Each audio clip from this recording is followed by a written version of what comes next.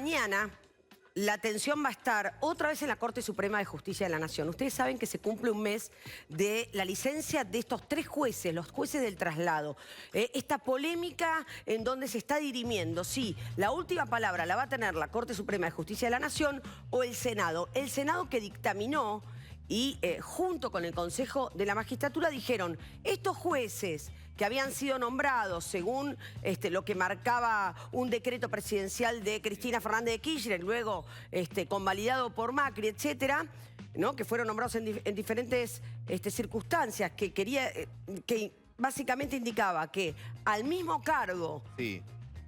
Vos podías reemplazar o pasar otra ocupación. Si sos camarista, podés ser camarista de otro fuero. Sí. Si sos, no sé, secretario de un juzgado, podés ser secretario de juzgados de otro fuero sin tener que dar el examen y el pliego en el Senado. Es el decreto de Cristina Kirchner. Exacto, el decreto de Cristina Kirchner ahora se puso en cuestionamiento y estos 3 jueces quedaron en el medio. Da la casualidad que son 3 jueces que tienen muchas causas, pero tienen causas picantes contra el kirchnerismo. Bruglia, Bertuzzi y Castelli. Castelli es ni más ni menos que el integrante o presidente, ahora nos lo va a aclarar, creo que es el presidente del Tribunal Oral Federal 7, que tiene la causa de los cuadernos. De los cuadernos. Y hay una acordada, 2 acordadas en rigor, la acordada 4 de la Corte Suprema de Justicia, que avalaba estos traslados, y después la acordada 7, donde dice textualmente bien, que no era necesario... Sí, y lo saludamos a Castelli, lo tenemos ya. Vamos ¿Cómo ya. le va, doctor Castelli? A ver si lo escuchamos bien. Buenas tardes, señora Lorena Maciel y señor Lobo. Muchas gracias por atendernos. Doctor Castelli, se cumple un mes desde que usted pidió licencia. Mañana es un día clave en donde ustedes esperan una respuesta de la Corte Suprema. Bueno, exactamente, digamos, desde al cumplirse un mes, uno tiene la expectativa de que la Corte Suprema de Justicia de la Nación termine de definir esta cuestión que se encuentra abierta. La misma Corte fue la que estableció que los plazos eran de horas para el Consejo de la Magistratura, para el Procurador General de la Nación, y eso nos hace suponer que se van a encargar de resolver el tema a la brevedad. Claro. Al cabo de un mes, estamos al tanto de que la Corte está tratando de cerrar el tema. Pero bueno, uno está con la expectativa de saber dónde trabajar de una vez por todas, ¿no? Claro. Más allá de la confianza que tenemos con mi abogado Germán Alfaro, de que la aplastante y arrolladora prueba que hay en nuestro favor nos va a confirmar en el Tribunal Oral Federal 7, ¿no? Donde se hizo mi traslado definitivo. Debemos tener en cuenta, señora Lorena Maciel, que está en juego la independencia y la estabilidad de los jueces. Son valores supremos de la Constitución Nacional. Están establecidos en el preámbulo de la Constitución Nacional, donde no solamente se está hablando de constituir la Unión Nacional, sino del afianzamiento de la justicia.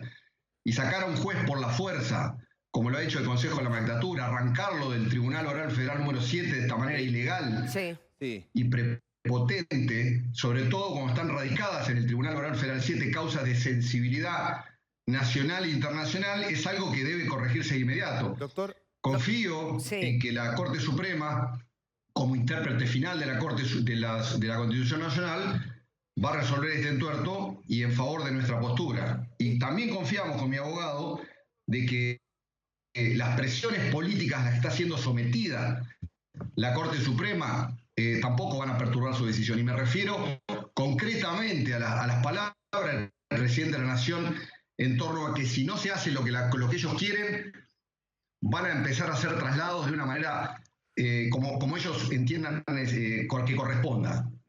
Bien. Lo cual no tiene respaldo jurídico, porque hoy existe un reglamento del Consejo de la Magistratura que tiene requisitos muy estrictos para proceder a nuevos traslados desde el año 2019. Entonces, el Poder Ejecutivo está sometido y atado de pies y manos a ese nuevo reglamento. Y no es cierto de que puedan hacer traslados como ellos quieran. Se hizo en el año 2018 con un reglamento que rigió durante 19 años y que permitió hacerlo del modo en que se hizo, porque hay antecedentes de la propia expresidenta Fernández de Kirchner que hizo exactamente lo mismo que hizo el entonces presidente Macri conmigo. Sí, lo sabemos. Doctor Castelli, ¿usted considera que la Corte de alguna manera está amenazada por el poder político? Digamos, usted acaba de nombrar al presidente, Alberto Fernández. O advertida, no sé si amenazada es la palabra. No, bueno, yo hablo de que a la vista de todos, el poder político está presionando políticamente y no jurídicamente. Esto es lo relevante. Está diciendo, hagan lo que yo quiero, porque si no, de ahora en más, todos los traslados los voy a hacer con una amplitud inusitada. Eso es falso, es lo que trato de explicarle a la población. Sí. No es cierto, eso es pura presión política.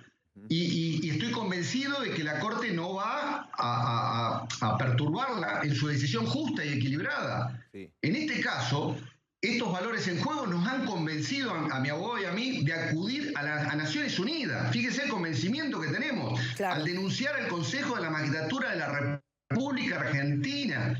Ahora viene, ese es el convencimiento. Sí, y además el Procurador General de la Nación, señora Maciel y señor Lobo, en forma muy sencilla, ha explicado al ciudadano común, a la ciudadana común, la arbitrariedad que está cometiendo el Consejo de la Magistratura al pretender aplicar un reglamento nuevo a un traslado viejo, de una manera retroactiva, violando principios milenarios que vienen, creo que, del derecho romano. Ahora Eso es lo que nos parece. Además, esto también ha llamado la atención de la Federación Latinoamericana de Jueces y de la Unión Internacional de Jueces, que engloba jueces y juezas de América Latina y de Europa y de España y de Portugal, que han dicho claramente que el comportamiento del poder político argentino viola la estabilidad de los jueces establecidos en la Convención Americana sobre Derechos Humanos. Y la acordada 4 y la número 7 que menciona el señor Lobo, tal cual esto es así, fue absolutamente clara la acordada 7, a instancia de una pregunta del entonces ministro de Justicia, quien le estaba consultando con cita expediente al pie de página sobre el traslado del juez Bruglia, para ver si estaba bien o mal encaminado. Y los tres magistrados dijeron que sí, que estaba bien encaminado. Con esto, ¿qué quiero decir, señor Lobo? Que pasaron solo 2 años y lo tienen que resolver los mismos 3 jueces, los señores Lorenzetti, Maqueda y Rosati. No es que son 3 jueces distintos a ellos. Entonces, 2 cosas nada más para cerrar esta idea. Es difícil que puedan cambiar de opinión de algo que dijeron hace 2 años apenas. Y además, como dice mi abogado, justo van a cambiar de opinión en una causa cuya arbitrariedad nace en el presidente de la Nación, que a través de su representante en el Consejo de la Magistratura inicia este procedimiento de remoción ilegal, y de la manera en que lo hicieron, señora Maciel, en 2 sesiones, sin siquiera invitarme a escucharme. Y en 10 días, tanto el Poder Ejecutivo como el Senado se pronunciaron en forma rapidísima, a máxima velocidad. Enseguida pregunta Adrián Ventura. Antes, el exministro de la Corte, Eugenio Zaffaroni, dijo que si la Corte los mantiene en sus puestos, incurriría en prevaricato, en un delito. ¿Esto se inscribe en las presiones hacia la Corte, doctor? Sí, esa es una presión más que coincide un poco con lo que decía antes del presidente de la Nación.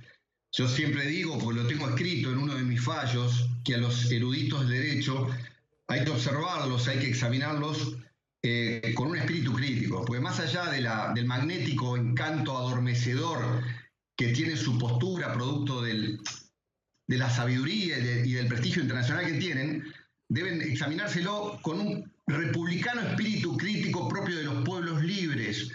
Sobre todo, establecer si lo que dicen se conecta con la Constitución Nacional o no. Doctor Castelli. Lo que está diciendo el señor Zaffaroni es un disparate, porque sobre todo en el caso mío, que le mencionaba hace un ratito, tiene un precedente. La propia entonces expresidenta de la Nación, Fernández de Kirchner, que en 2010 hizo un traslado por recomendación del Consejo de la Magistratura del juez Bertuzzi desde el Tribunal Oral Federal 1 de La Plata al Tribunal Oral Federal 4 de Capital Federal. Doctor Castelli. Sí, señor Ventura. Buenos días. ¿Qué tal? ¿Cómo le va? Ahora, usted describe todos los antecedentes que están en su favor y evidentemente en la Corte ya los tienen que haber leído. ¿Por qué se demora tanto la Corte? ¿Porque tiene miedo al gobierno? ¿Porque quiere quedar bien con uno y con otro? ¿Por qué se demora tanto en la Corte?